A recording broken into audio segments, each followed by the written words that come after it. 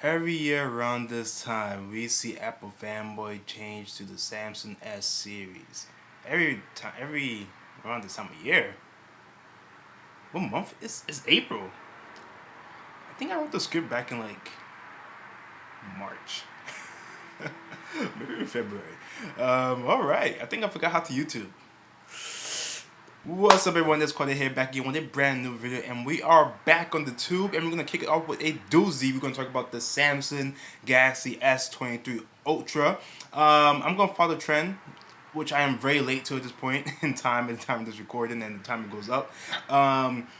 And Apple's fanboy opinion on the Galaxy S23 Ultra. Yes, you know me. I went out and got me a Samsung Galaxy S23 Ultra because Verizon had a deal I could not beat. It was trading any device, broken, new, whatever it was. Send it in, and you get $800 off in money credits and whatnot off the Galaxy S series. So I did that. I picked up the S23 Ultra because I want to try it out. I see all the reviews about it, and it just looked amazing. So I had to try it for myself to see, is this really the best smartphone out right now? And is it a better experience than an iPhone? Like, is all iPhones played out? Is it time that we all just move over to Galaxies and forget about the green bubble, blue bubble scandal? Forget about iMessage, forget about FaceTime? Because Android actually has viable replacement options for all those things that, could be popular because of the stronghold Apple has on our generation and others. We might not get that far. So let's just jump right into things. The Galaxy S23 Ultra. Let's talk about this phone. It's spoiler alert. It's a fantastic phone. It's really good. I'm going to show you some B-roll footage of it and everything like that, so don't worry. But let's talk about this phone first of all. So the Samsung Galaxy S23 Ultra is Samsung's latest flagship device. At first glance, it's very similar to the S22 Ultra. The design is pretty much the same.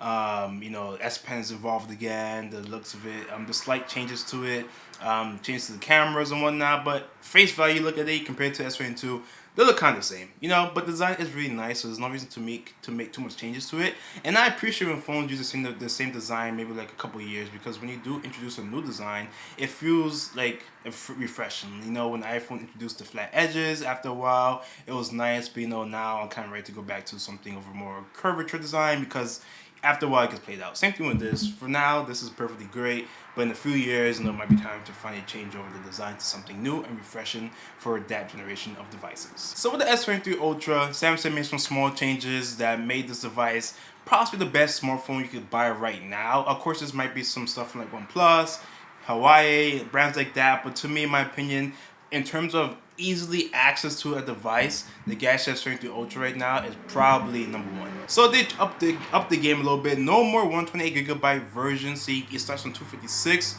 512 to 1TB. Amazing. Everyone needs to do that. 128 is pointless in my opinion because video files are getting bigger, photos are getting bigger. You're making your camera hardware better. Files are gonna be bigger. That's just the way it is. You have introducing like raw video, stuff like that. You're gonna be eating up a lot of your space, and you don't always want to invest in cloud storage all the time because that's a monthly fee and whatnot. So you wanted to get something that's just on your device and just there. So kudos to Samsung for starting at 256GB. That's something that all carriers, all the manufacturers need to do going forward. This is an Edge Quad HD screen. 3088 by 1440. Pretty good screen. The screen looks amazing. One of the best screens Samsung had introduced yet. This is a 6.8 size screen, so it's very, very big. Watching content, gaming on it, playing Call of Duty Mobile on this thing is freaking amazing. Watching YouTube videos on it is amazing. Just really great experience in terms of the screen and the size of it. So one of the biggest things about this device that people love about it and that I love about it is the battery life. The battery life is completely insane, man. Like standby time and just like using it, the battery life is insane. They tout up to 26 hours of video playback with the battery, and this is a 5,000 milliamp battery. And I can tell you right now, like from standby, like I could charge this phone. I maybe charged this phone maybe let's say 2-3 years ago. Now, it's not my main device, so I don't use it all the time. But I'm only at 78%, and that's how much it drained. And I was on TikTok heavy last night using this device. So the battery life in this thing, freaking amazing. Like, it's so good. And I can only imagine it's even better when you use it your daily device and you just use it constantly. So speaking of, let's go into the cameras. All right, the big camera differences that they made this year. The selfie camera is a 12 megapixel camera.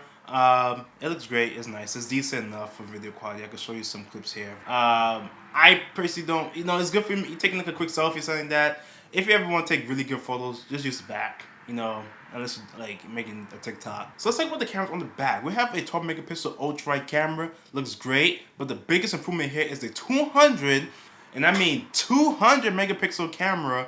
That is a wide angle lens, and that's freaking amazing to introduce a 200 megapixel on a flagship device that actually looks good. And a lot of times megapixels are just like numbers, like Google was using like 8 megapixels or something like that for like the longest while, and Apple too, and the pictures look great. So bumping up to 200 megapixels, I was skeptical if that would really like if we would see the changes, but honestly, it's pretty freaking good. We also have a telephoto that's 10 megapixels, nice, and there's optical zoom, 3 times zoom, 10 times zoom, and then digital zoom up to 100,000. You take your fake moon pics and stuff like that. That's been going around apparently. I don't know.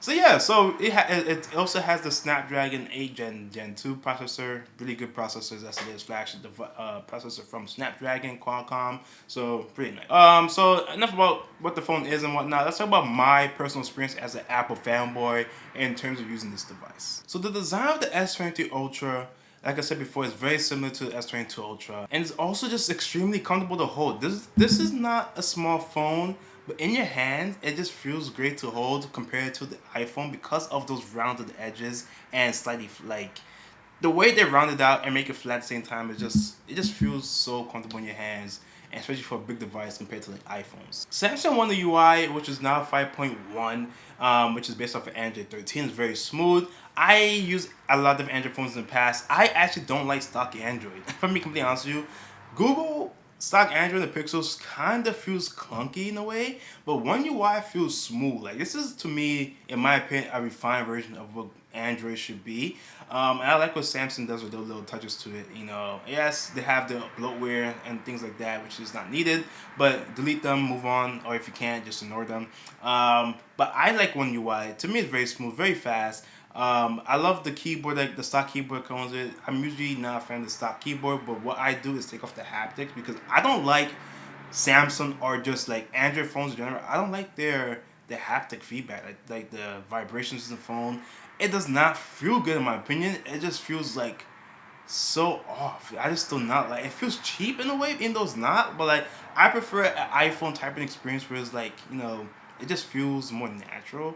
So I turn it off, and when I turn it off, it makes the experience way more better for me. It makes it feel more like I'm at home with my 14 Pro. Compared to like iPhones, I think Android is very user friendly, and I think quite honestly sometimes iPhones can get a little bit more complex. If you really dig into the sense of iPhones, it's not that user friendly. Like you want to make customized apps or like customized app icons, you gotta go through, like shortcuts and all this other nonsense, and like that's not easy. And it took me like ages to kind of do that for a few times on my phone. It's not fun.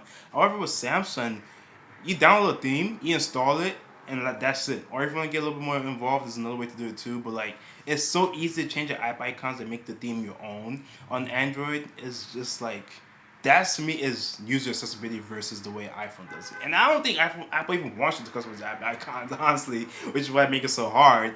But they gotta change that up. And also like the widgets on Android phones are just more usable. They're definitely more usable. They easier to customize, and they're just all around better than iPhone widgets. I'm being completely honest with you. I like Samsung's or like Android's app drawer better than swiping all the way to the right or the left for iPhones to get to like that app drawer thing. I don't like that. I like the way Samsung does it better where you swipe up and that's it. I'm gonna use this phone for like a secondary shot on YouTube, so I'm gonna start doing that a little bit in the future. And the reasons why, because I actually sold my Canon M50 US M50 that I had. That was like my top down camera because I actually don't like Canons that much, and I'm eventually gonna probably invest in another Sony camera. So they have a new Sony ZV, whatever that new camera that they put on the ZV line. I think it's like $1,000 though, so I will not buy like anytime soon. But once it goes on sale for a little bit cheaper, definitely might look into getting that because like the next evolution of the ZV.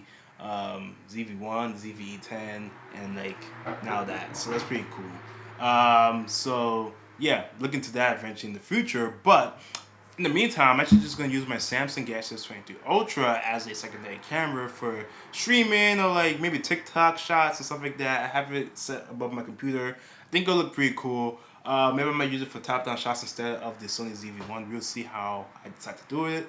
But eventually I will, and once we do that, I will let you know in videos, and you can see how the camera looks for YouTube videos and stuff, and streaming too, if I can make that work. The performance of the device is pretty great. You know, the Snapdragon 8 Gen 2 is stupid powerful and fast. You know, of course, you look at these like the scores and whatnot. You know, it might not be Apple in every category, but look, it's a really good chip. It's a really good performance. You know, this phone is fast. Gaming on it is a breeze. You know, playing Call of Duty Mobile, playing what else you can play on these things? Streaming games from like xCloud, Genshin Impact. You know, games run fantastic on here. It's a fun experience for me. And you know, for your daily surfing the web, watching TikToks, Instagram, all that stuff, it works good. You can have many tabs open, it won't slow down. There are still some issues with app optimization on Galaxy or Android phones in general. With like Instagram, TikTok, you know, Twitter.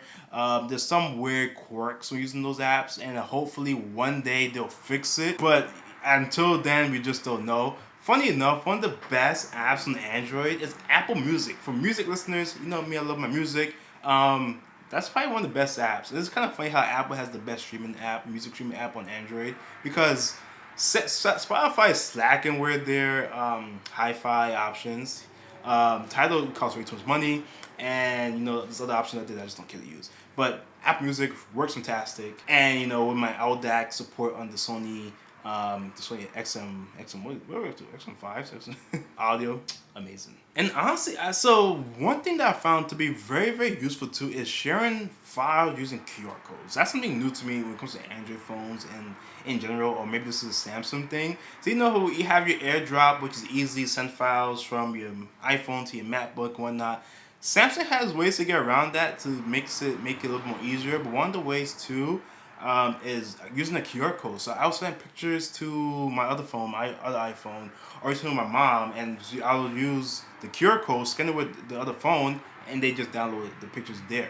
That's pretty smart. That's a really good way to get around, you know, AirDrop. It's not as quick as AirDrop, but it's still a way to get files from one device to the next. So it makes it easier for me to get files from my Galaxy to my iPhone, and then to my MacBook, or you know, from my Galaxy to my MacBook. So much easier. So this is just the beginning of my journey of using the Galaxy S23 Ultra. I'm going to use it more. I'm going to let you know how I feel about it. But for right now, using it into my workflow of all my devices, it doesn't feel like a hiccup. You know? Yeah, I don't get my messages on my phone. That's probably a good thing. I don't need to be distracted. All right? I have FaceTime on my iPhone still, or using iPad. So it's not that big of a deal. But I do want to use this device as my main device soon and see how that really goes. And maybe I do a day in life. I haven't done one of those before. But maybe it's time to actually branch out and do one. If you want to see a day in life of the Galaxy S23 Ultra, let me know in the comments below, and I'll be happy to make that video for you. So if you're an Apple fanboy, did the Galaxy S23 Ultra whisk you away into Android land or Galaxy land, or did you stay solid and stayed in the iPhone ecosystem? Let me know in the comments below. Thanks for watching today, and I can't wait to document this journey of switching over to Android. This is not a one-time thing. We're going to talk about it more, all right? This is not for the clout. I'll see y'all later. Thank you much for watching, and peace out.